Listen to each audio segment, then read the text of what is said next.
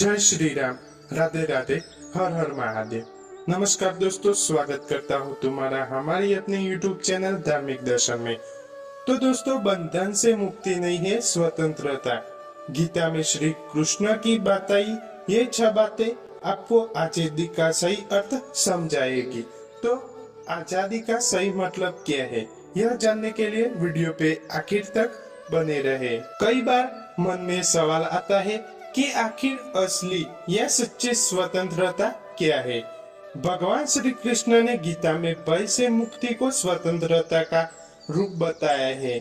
श्री कृष्ण गीता में कहते हैं कि केवल बंधन से मुक्ति हो कि आजादी नहीं कहा जा सकता, बल्कि आजादी इससे कहीं बढ़कर होती है। आइए जानते हैं जीवन में आजादी के क्या मायने हैं। आइए जानते हैं आजादी मुक्ति पर भगवान श्री कृष्ण गीता में क्या कहते हैं। आपके लिए स्वतंत्रता का अर्थ क्या है? अगर आपसे कोई यह सवाल करे तो सभी लोगों के पास अपने अपने जवाब होंगे।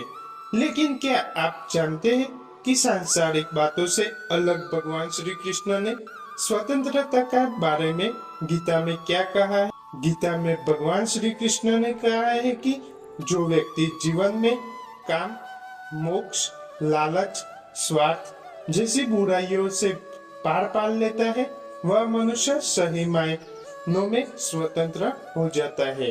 आइए जानते हैं भगवान श्री कृष्ण का गीता का ज्ञान, जिसमें आपको सच्ची स्वतंत्रता, मोक्ष और मुक्ति का अंतर समझ आएगा। तो दोस्तों, पहला है पुरानी बातों और स्मृतियों से स्वतंत्र होकर परिवर्तन को अपनाना। जीवन में कुछ बातें ऐसी हो जाती है जो हमारे मन पर गहरी छाप छोड़ती है। हमारे मन के भीतर में इन पुरानी बातों और यादों की वजह से दुख पनपता रहता है। भगवान श्री कृष्ण गीता में कहते हैं कि परिवर्तन संसार का नियम है, जिसे मनुष्य मृत्यु समझता है। वास्तव में वही जो जीवन है। सोचकर देखें तो एक क्षण में मनुष्य करोड़ का स्वामी बन जाता है और दूसरी ही क्षण में मनुष्य दरिद्र हो जाता है। व्यक्ति को पुरानी बातों और यादों से स्वतंत्र होकर परिवर्तन को अपनाना चाहिए। दूसरा है नए काम करने की स्वतंत्रता मनुष्य का सौभाग्य है। भगवान श्री कृष्ण गीता में कहते हैं कि केवल बंधन से मुक्ति ही असली स्वतंत्रता नहीं है, बल्कि जीवन में कर्म करने की स्वतंत्रता भी एक सौभाग्य ही है।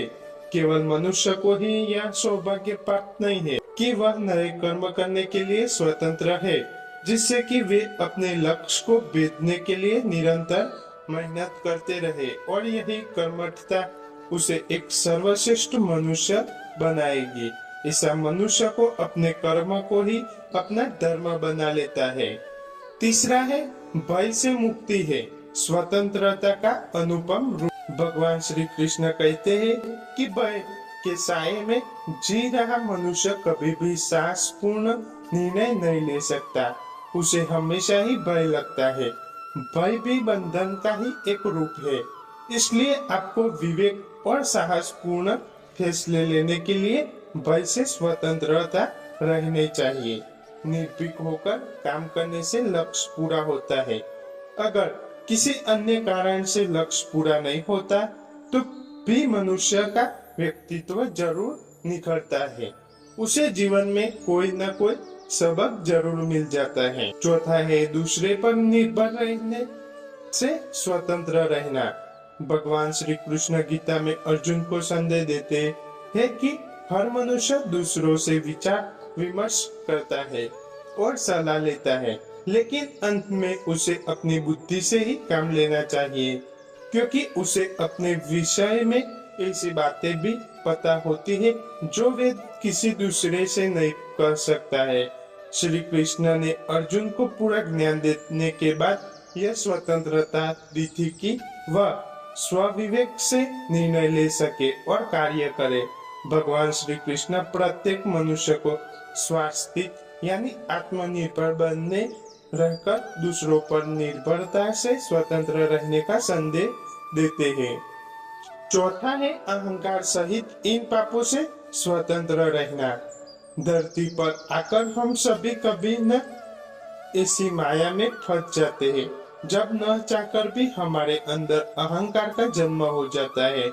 हम किसी की कही हुई छोटी सी बात पर इतना क्रोधित हो जाते हैं कि सोच ही नहीं पाते कि उसकी बातों से हमारे सच नहीं बदल जाता। भगवान श्री कृष्ण गीता में कहते हैं कि मनुष्य को अपना लक्ष्य पूरा करने के लिए क्रोध, काम, लालच, अहंकार, क्रोध और कठोर वाणी जैसी बुराइयों से भी स्वतंत्र रहना चाहिए। अब है स्वार्थ से स्वतंत्र होकर समाज में जुड़ना। भगवान श्री कृष्ण गीता में कहते हुए कि मनुष्य का कार्य केवल अपने व्यक्तित्व कर्तव्यों को पूरा करने का नहीं है, बल्कि समाज के प्रति भी उनकी जिम्मेदारी बनती है। जीवन में परोपकार और समाज कल्याण का करना भी मनुष्य को स्वार्थ से मुक्ति दिलाने में योगदान देता है।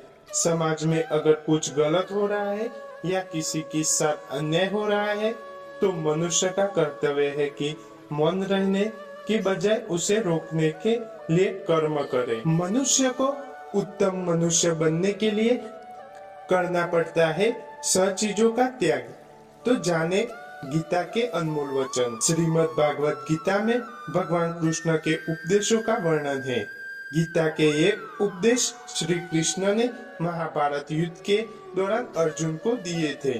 गीता में दिए उपदेश आज भी उतने ही प्रासंगिक है और मनुष्य को जीवन जीने की सही राह दिखाते हैं।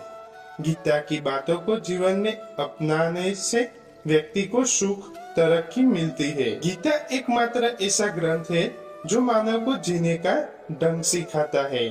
गीता जीवन में धर्म, कर्म और प्रेम का पाठ पढ़ाती है।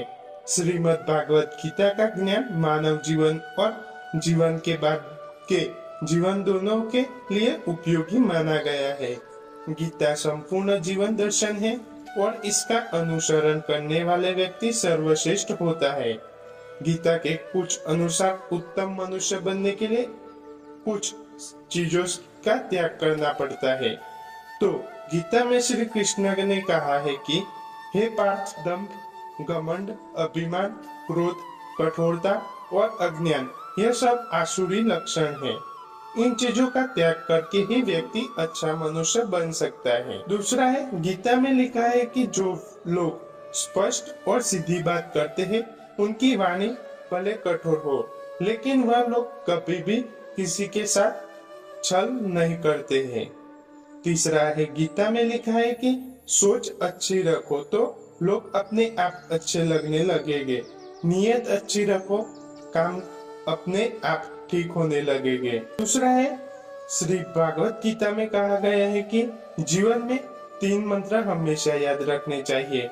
आनंद में कभी किसी को वचन ना दे, क्रोध में उत्तर नहीं देना चाहिए और दुख में कोई निर्णय नहीं लेना चाहिए। पांचवा है, श्री कृष्ण के अनुसार क्रोध करना बुरा स्वभाव है, लेकिन जहाँ जरूरत हो वहाँ उसे दिखाना ही चाहिए, वरना गलत करने वालों को कभी इस बात का एहसास नहीं होगा कि वो कुछ गलत कर रहा है।